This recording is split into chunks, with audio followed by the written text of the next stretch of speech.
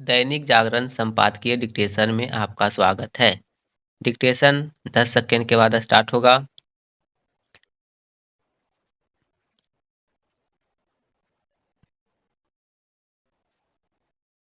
Start.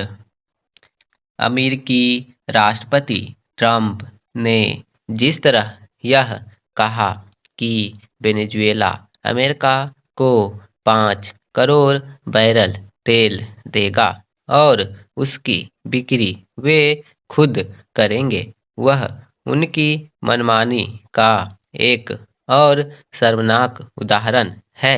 इससे यही सिद्ध होता है कि वेनेजुएला पर अमेरिकी सेनाओं के हमले का मूल उद्देश्य इस देश के तेल संसाधन पर कब्जा करना ही था। वे इस कब्जे को लेकर जिस तरह कोई शर्म संकोच नहीं कर रहे हैं, उससे यही पता चलता है कि उन्हें अंतर्राष्ट्रीय नियम कानूनों की कोई परवाह नहीं। वे सैन्य शक्ति के मध्य में चूर होकर यह देखने से भी इनकार कर रहे हैं कि उनकी अराजकता किस तरह विश्व को संकट की ओर ढकेल रही है। वे अपनी हरकतों से विश्व के दबंग देशों को मनमानी करने का लाइसेंस दे रहे हैं। उनके रवैये से विश्व में उथल-पुथल मच सकती है और कुछ नए युद्ध भी छिड़ सकते हैं। खुद को शांति का मसीहा बताने और इसी बहाने नोबेल पुरस्कार की चाह रखने वाले ट्रंप दुनिया को अशांत और अस्थिर करने का काम जिस बेशर्मी से कर रहे हैं, वह उन्हें भी महंगा पड़ सकता है, क्योंकि एक के बाद एक देश उनसे अजीज आ रहे हैं। उन्होंने जिस तरह डेनमार्क में अर्ध स्वायत्त क्षेत्र ग्रीनलैंड पर बलपूर्वक कब्जा करने की धमकी दी, उसके बाद वे यूरोपीय देश भी उनसे खफा है, जो हर बात में उनकी हाँ में हाँ मिलाते थे।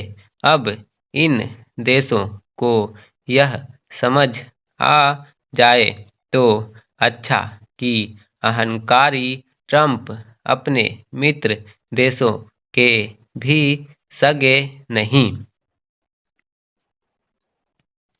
इसकी अनदेखी नहीं की जा सकती कि ट्रंप कूटनीतिक शिष्टाचार को धत्ता बताकर भारतीय प्रधानमंत्री समेत अन्य अनेक शासनाध्यक्षों पर तंज कस रहे हैं। उनके बड़बोलेपन से यह नहीं लगता कि निकट भविष्य में भारत और अमेरिका के बीच कोई व्यापार समझौता हो पाएगा।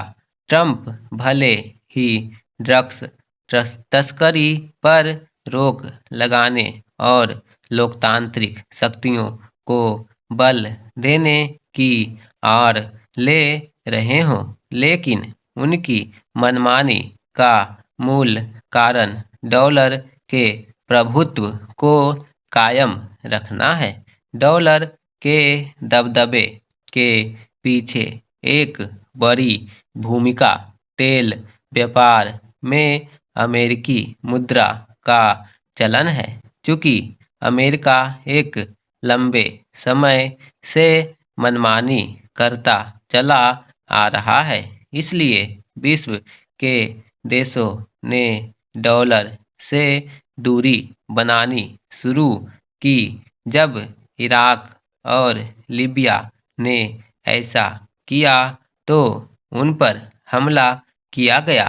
वेनेजुएला ने भी डॉलर के बजाय अन्य मुद्राओं में तेल बेचना शुरू कर दिया था। हालांकि तेल बिक्री खरीद में रूस और चीन भी डॉलर से परहेज कर रहे हैं, लेकिन ट्रंप का इन देशों पर जोर नहीं, इसलिए वे कमजोर देशों पर को अपना निशाना बना रहे हैं।